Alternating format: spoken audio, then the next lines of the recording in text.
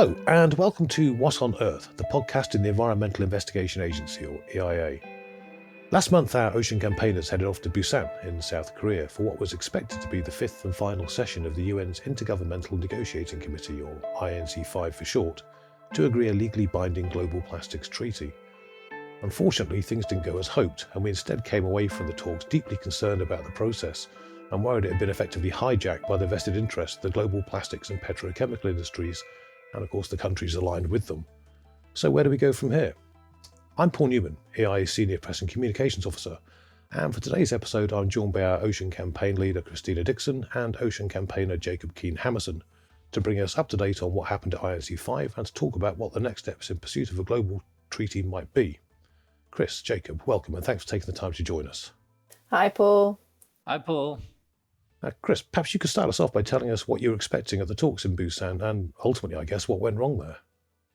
Yeah, I can definitely do that for you, Paul. So I was expecting to get a plastics treaty at the talks in Busan. So unfortunately, I didn't get my Christmas wish. But answering the question about what went wrong, I think it's a complicated one, but certainly one that we'll try to get to the root of during the course of the next half hour or so. I think that ultimately the talks failed. You know, if you were to read the headlines after INC5 finished, the kind of framing was really that this was a failure of multilateralism to reach an agreement. And on the surface, that is the case. There was a deadline that we were supposed to agree a text by the end of 2024, and we didn't do that. Instead, we left the meeting with essentially a kind of compilation text, the sort of chair's draft text, which had been negotiated to some degree throughout the week, as a text that's been simply forwarded to the next meeting. But everything is still bracketed. And a number of delegations in the final closing plenary made a point of saying, you know, we just want to clarify nothing is agreed until everything is agreed. So whilst there's some really good text in there, there's also everything is still up for debate. And there's still many pieces that remain to be negotiated. There was also no mandate to do anything between now and the next session because there will now be another session, but we don't know when that is either. So the other thing is that we didn't agree the date for the next meeting. So we know that there will be a meeting at some point in 2025, an INC 5.2. So essentially a continuation of the meeting that we just had. We know that this document will be forwarded to that meeting, but we don't know exactly when that will be. And there'll be nothing kind of formal happening between now and then to advance the work. So on face value, all of those elements were a bit of a disappointment for everyone who's been working really hard to reach an agreement. But the more time I've had to reflect on it and, you know, have conversations with people who were there, the more I think that, you know, the outcome was a disappointment, but there are certainly some really positive things that came out of the meeting. And I think from my perspective, that would be the fact that we finally saw some real momentum around the kind of progressive aspects of a plastics treaty. So we saw over 100 countries support a text proposal for plastic production reduction. We saw this really amazing moment in the closing plenary where Rwanda gave a speech called the kind of Stand Up for Ambition speech on behalf of 90 odd countries. And basically the whole plenary got up onto their feet and gave a standing ovation to clap the delegate from Rwanda, who was basically saying all of this really amazing stuff about the aspects that we need for a strong and effective treaty, and including kind of finance as well as control measures. And that was a real kind of heart-thumping, fist-pumping kind of moment in the plenary. And similarly, there was an intervention given by Mexico about products and chemicals of concern, and the need for really strong binding measures for these elements in the treaty. And the delegate from Mexico read every single signatory on this statement, which I think was 85 or 86 countries. And she did them one by one. It took ages to read this full list of countries, and it was really powerful. So I think there were these really great moments which show that the dial is shifting. And actually, we can see now the large numbers of countries that want a good treaty, but we just couldn't make it to the finish line in time. So ultimately, that's where we left off the week in Busan. Without necessarily pointing the finger at any one particular country, or perhaps if you want to point the finger, but where was the obstruction coming from? What parts of what was in the document were people having trouble accepting or moving on from? Well, there's a really small group of countries. Saudi Arabia is one example, Iran is another, but there are a few others within this group, which you would call the like-minded group, who are actually becoming an increasingly small but very vocal minority in the negotiations, who have consistently obstructed progress. So throughout the week, they were taking time on the floor to obstruct progress, to raise procedural issues, to challenge the process as it was being proposed by the chair, and to ultimately try and water down the treaty text. These countries that are in the like-minded group, they tend to be, or they are, large plastic producing countries. And so they have a vested interest here in ensuring that there are not any kind of strong binding regulations across the life cycle of plastics, but particularly as it relates to reducing the overall supply and production of plastics. So I think that's what we're faced with, really, is that it's a small group of countries, but they have thus far been quite effective in stalling progress. But now we can see that the tide is turning a little bit against that. Oh, excellent. That's encouraging, at least. Obviously, the outcome in Busan was clearly disappointing for parties like us and other countries that were more progressive in their views, seeking a robust solution to the global plastics crisis. But I'm guessing perhaps it wasn't entirely unexpected, given that the UN Climate Change Conference in Azerbaijan in November drew similar criticism, which is that vested financial interest has somehow scuppered genuine progress. Jacob, given that such talks are the primary means for the world to come together and seek solutions to common problems, how credible do you think these processes actually are in light of what's happened at two of the biggest ones last year? Yeah, that is a really, really big existential question, I think, Paul, about the UN system and how it is currently set up to deal with these issues, but particularly on environmental progress. I think in many instances, the UN is still credible and can still be credible as a way of dealing with some of the biggest issues. And I think you would only need to speak to some of our colleagues, for example, in the climate team, who've watched the Montreal Protocol grow and develop over 20 years into the biggest climate treaty there is, given its work that it does on HFCs and kind of short-lived climate pollutants there. So it definitely can still be credible and is credible, but what we need to do is continue to learn from the past successes and learn from our failures and not repeat the mistakes that we've made. And you mentioned the climate conference. Of the mistakes that we've made is by using this kind of consensus-based decision-making, which we've mentioned a lot of times sounds great and sounds very important when you're talking about 170 to 190 countries, depending on how many show up, that it's important that they reach consensus. But when you have a one country, one veto system for any decision, you sort of live under the tyranny of one, and you can't make progress. When you see, Chris mentioned hundreds of, over 100 countries talking about production, almost 100 countries talking about the key issues of chemicals. When you're having a very small number of countries prevent that, then yes, people do start to question the process. But I think, again, it's about learning and developing, and ultimately credibility comes from action, right? So it's up to the progressive governments, with the support of civil society, with the support of rights holders, people on the front line, to take the right course. And multilateralism, environmental multilateralism, isn't dead per se, and it definitely needs rebooting. And one of the things, in one of my lower moments in Busan, a colleague of ours, Alberto, said to me that multilateralism is incredibly young in the history of humankind. It's really young. It's very new. That's a very good point. And what we're doing is we're trying to incubate it in its early stages and develop it into something that will live on long past us, and hopefully deal with this and many issues that we will encounter as a kind of global community. So, we need to continue to be watchful and see how we can develop it and grow it so it continues to be a force for good and not one for bad. Excellent. So we're basically in the process, not just of trying to use these tools to come up with solutions, but to actually refine the tools themselves as like works in progress, yeah? Absolutely. Could you both give us an idea of what you think is next up for the global plastic treaty talks? I mean, what obstacles, for example, need to be resolved before the talks can actually make the kind of progress that we think is needed? Yeah, so I'll just quickly, I think there are three main, along the contours of what Chris and I have already said, there are sort of three main obstacles that we need to overcome to get a good treaty. And I would sort of bucket them into what the treaty, one of them is what the treaty will do, in particular on the major issues of production. We're making too much plastic. It's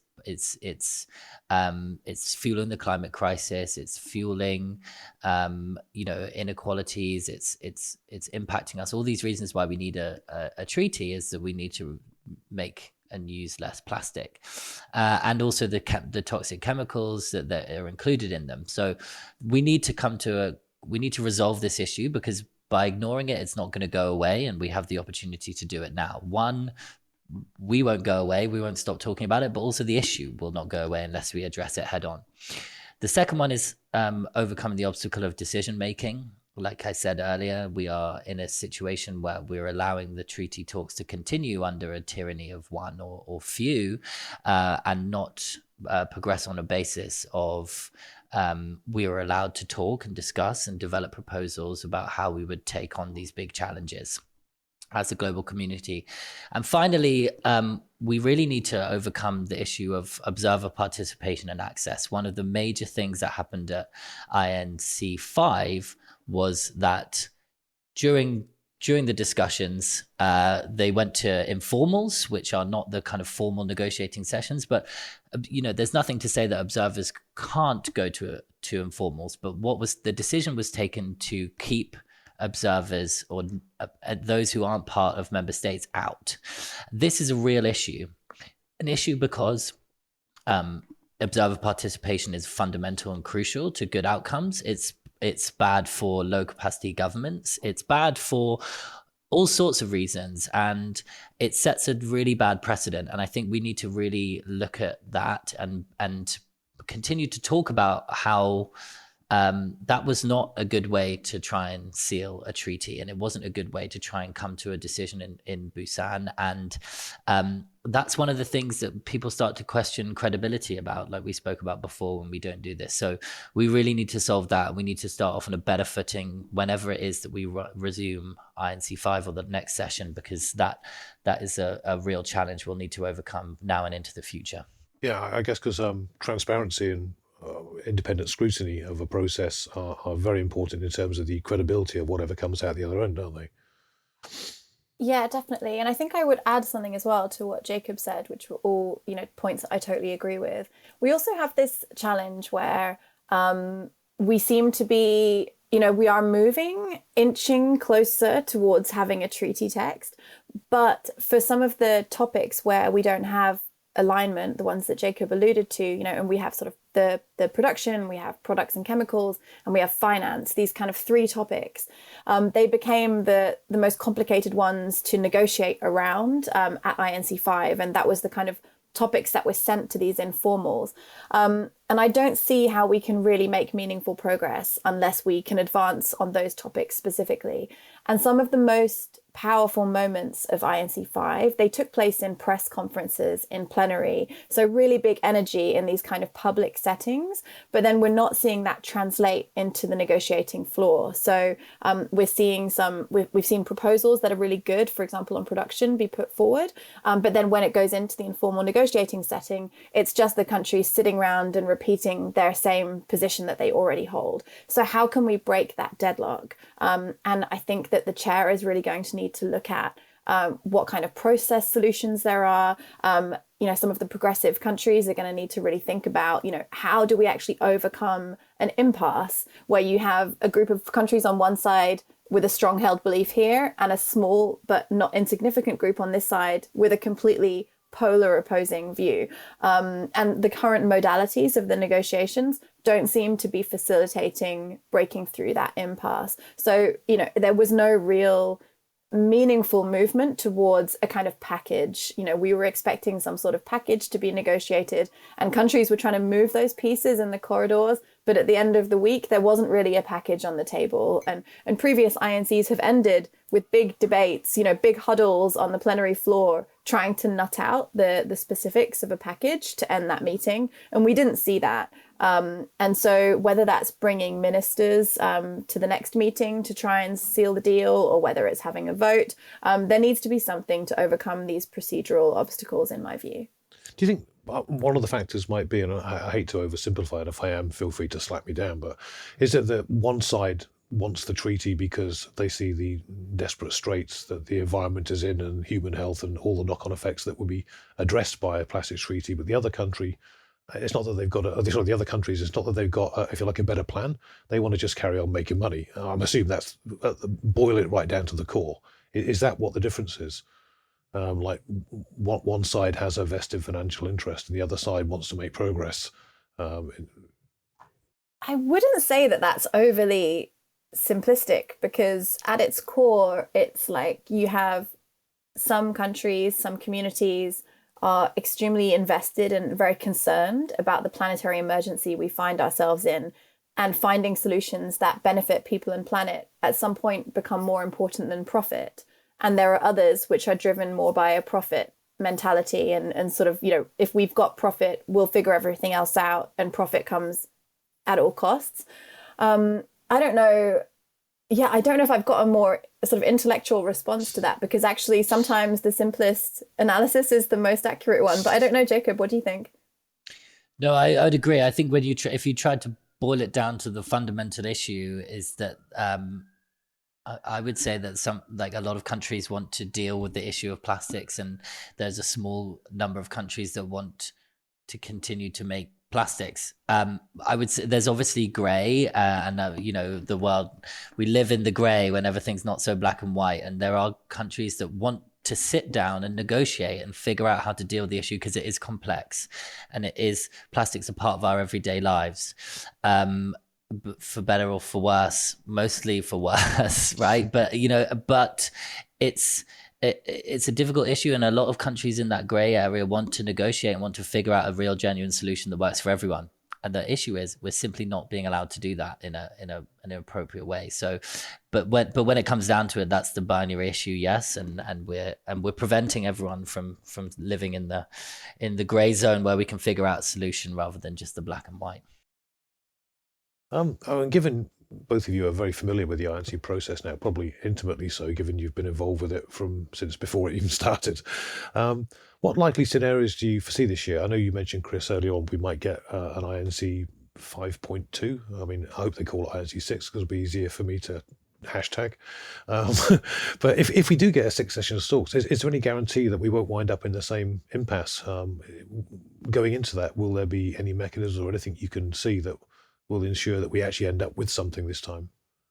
Yeah, so unfortunately it will be 5.2 because, and this is like super wonky stuff, but basically INC 5 didn't technically finish, right? It's just been suspended. So 5.2 is a continuation of the meeting that we already had.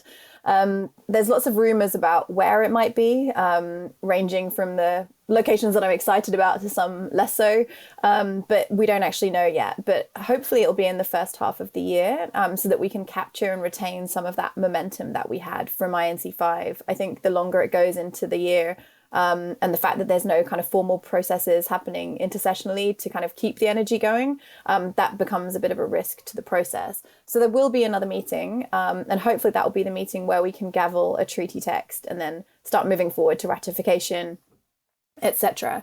But, there are some people that say that doing the same thing again and again and expecting a different result is the definition of insanity. And so that's kind of where I find myself in a little bit like another meeting may just be a Groundhog Day, where we do another edition of this podcast and it's just Jacob and I saying basically the same thing again and again.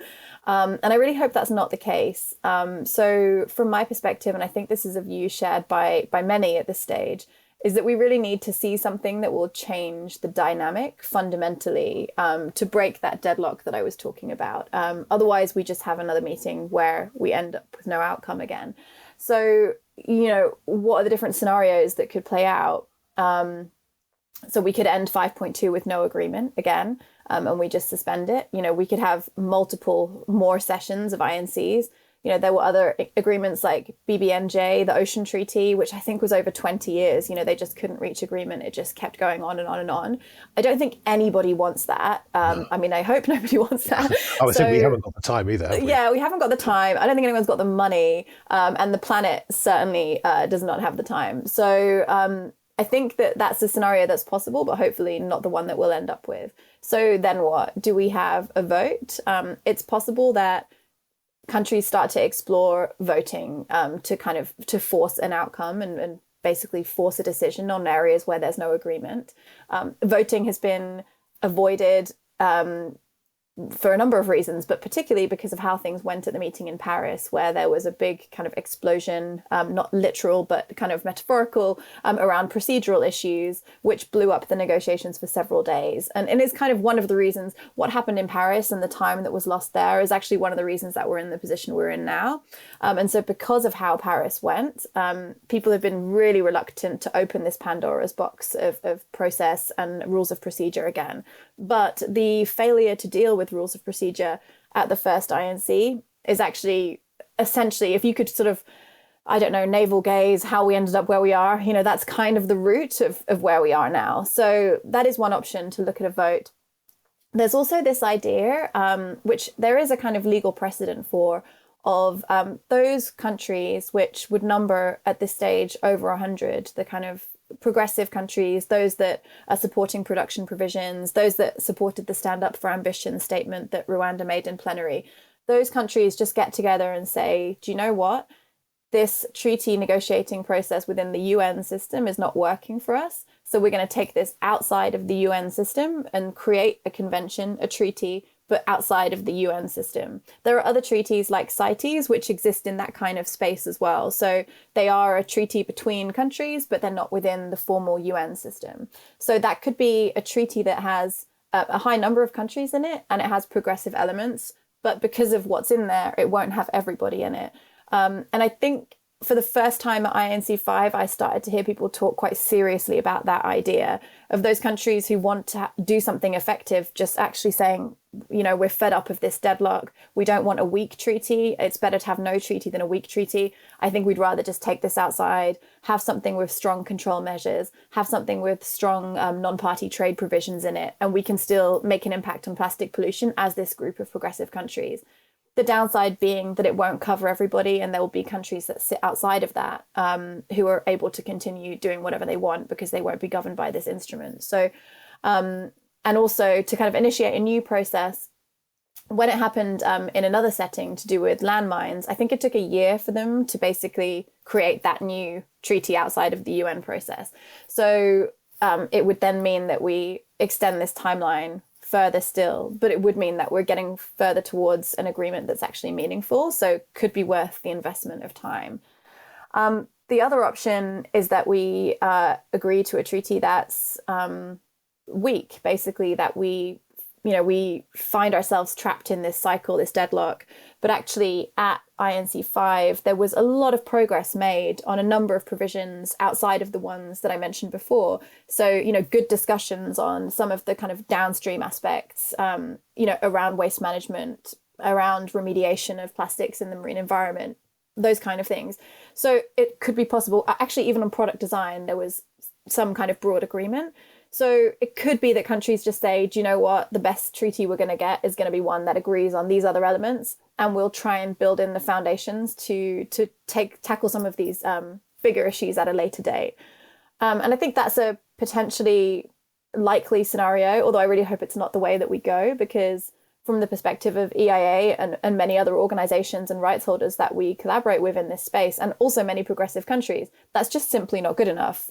It's not good enough to have a treaty where we don't actually address the root cause of plastic pollution, which is the overproduction and consumption of plastics in the first place. So those are some of the scenarios. And I think if I was to give any advice to negotiators, it would be to really start to scenario map those ideas in this intercessional period and think, like, where do we actually want to go? Because I don't think countries are going to create a new instrument outside of the UN process until this one has truly failed. So it's a case of, like, how far do we push this INC before we decide that the INC is no longer worth investing in? Or do we believe that so much time, resource, money, and political will, political capital has already gone into this, that we can actually get a good instrument across the line? And I think those are really the areas of tension at the moment, and the big kind of tricky topics to grapple with. And so it's kind of anyone's guess which way we're going to go. Yeah, I don't know, Jacob, if you've got any other thoughts on the scenarios. I feel like those were the main ones that I heard in the whispering round in the corridors. No, I think you really covered like where it's likely that we are going to go and end up. And I think, like Chris said, it's really now about are the countries that want something strong going to galvanize around a vision that isn't endless INCs or a weak treaty, and it's really up to them to pick a path and what the cascading scenarios will be. And I think again, those who truly want a solution that aren't governments, the civil society, NGOs, right holders, we will, if the vision is right, we will do everything that we can to make it happen, because we're kind of committed to seeing a global solution to this issue. Well, I guess to some extent it kind of comes down to numbers, doesn't it? If you've got enough countries wanting to do, if you like, a breakaway independent or non-UN treaty agreement, they could effectively, if there's enough of them, kind of largely impose their will on those, I'm assuming largely petro-states that don't want to be part of the solution, because those places have got to be selling their plastic somewhere. And if everyone else they'd sell it to is now in their own private global treaty, which doesn't want plastics, then that would begin to force change itself, would it not? Exactly. And you see like other, trade deals have huge influence on market dynamics. Just look at the EU, how much the EU influences like opening the market to things when it starts to look at viable alternatives. And, if I was looking at, like an economy that wanted to look at alternatives, alternative systems, alternative approaches, then I would be looking at a huge opportunity to innovate and develop in this, and like a kind of post-plastic economy of what what could be achieved. And so there's opportunity, as well as like this isn't just about stopping things, it's about creating a greener, brighter future with opportunity, with the benefit of the people being more healthy and the environment being better. It's not just about stopping stuff. Yeah, exactly. Call me crazy. Yeah, what if you fixed the world and it wasn't even broken? Yeah, you're right to hit an optimistic note. And I guess as disappointing as the outcome was of, INC 5 so far, what positives have you seen from the entire process that have arisen from the proceedings that we can take some optimism and hope from? Yeah, there are so many positives that you can take from it, really. And I think, people are absolutely right to be frustrated in the process. I'm frustrated. Chris is frustrated. I'm sure you're frustrated having to do more of these podcasts, Paul. Maybe not. No. I could do this in my retirement quite happily, man. Having you do the regular double act. Just so long as public interest in the INC process is still there in 20 years' time. Well, I think that's one of the things is that we need to one of the things is the public interest. You think of the positives is like maybe not in the INC itself. There is genuine increasing interest in the media and things about this quite niche global issue, but people are just much more aware about plastics and the not just about plastic in the ocean, about all the impacts that it's having on us that we've detailed and logged in all different podcasts and things like that. It's a multifaceted, huge issue. That's it's a positive that people understand it better now. Some of the most inspirational things that have, like for me, following this process of over the last 2.5 years is, watching, like countries and rights holders who really want a solution, like really fight for this solution. That we have the privilege of working a lot with the Pacific Island countries, and sort of their strength and approach to getting a new strong treaty has been a really inspirational thing to watch and see. There's lots of fence line and frontline communities from all over the world, waste pickers, people who are right next to extraction and production plants, showing up and being heard, not being heard enough. But it's it's still a positive, and it's a positive step and something that we can learn from and build on, and that we need to learn from and build on. So, I think that with outside, those are things that are sort of outside the sort of like what proposals happened in the treaty, the sort of really policy wonky stuff. But obviously, like what Chris has said, we've kind of won the hearts and minds battle in a way. There are 100 countries who want to see production being addressed. There are, verging on 100 countries looking to deal with the chemicals in plastics. That's a huge positive. The message has been heard loud and clear globally and by the countries of the world. That's a positive. We're just stuck in the mire of process currently, so it's that's a reason to be positive for sure. And I think we can't look away from that, and whatever the next steps hold, we've really come a long way in terms of our vision of what the issue of plastics is in the last 2.5 years and before that. Well, absolutely. It was just one of the things that struck me when I was framing that question to you was the amount of attention and scrutiny that's been put onto the impacts of plastics that simply wasn't there a few years ago. And in the last couple of years, I know because both of you are sat on the podcast chatting about developments like the discovery of plastic in the blood or in fetal cells or in the human brain. And these are things that I suspect have largely been discovered because people started looking for them, again, because of raising awareness. So I guess that's in itself quite a positive outcome already without even having a treaty in place. One final point. And this is not going to be as dismissive as it hopefully won't sound, but do you think having a treaty is the be-all and end-all of addressing plastic pollution in itself anyway? Or are there alternative roads towards addressing the plastic pollution problem outside of a treaty? Yeah, Paul, I think this really relates to the points that you and Jacob were just making, actually, which is really that the treaty itself was never and will never be the be all and end all of everything related to addressing plastic pollution, right? The treaty is this great enabler of change. It's a catalyst. And the decision to negotiate a treaty and this process that started, nearly 10 years ago now, while that was happening, all this other stuff has been happening in the margins of that because it's catalyzed all of this consumer awareness, public awareness, the development of national policies, national legislation, legal cases against plastic producers in numerous different countries, and also a big shift in the demand for zero waste systems, for a transition to reuse systems, repair initiatives, refill. All of this noise, this has been galvanized by the treaty process. So even if we didn't end up with a treaty at the end of this, I really hope we do, but even if we didn't, something really major has been achieved here. And I think, when I reflect back on when I started working at EIA, the idea of a plastics treaty was almost like, it was like a pipe dream. It was a utopian idea, but it was something that we could use as a tactic for campaigning to create change at the national level, at the regional level on plastics. But it really gained momentum and now it's really a thing. And with each kind of little shift in that utopian dream, the kind of utopian bit becomes, it kind of gets even more exciting, right? Because first the idea of a treaty was a bit crazy. Then the idea that the treaty could address plastic production, that seemed like a pretty off-the-wall idea to many people. And now we're having very serious conversations about addressing plastic production in the treaty.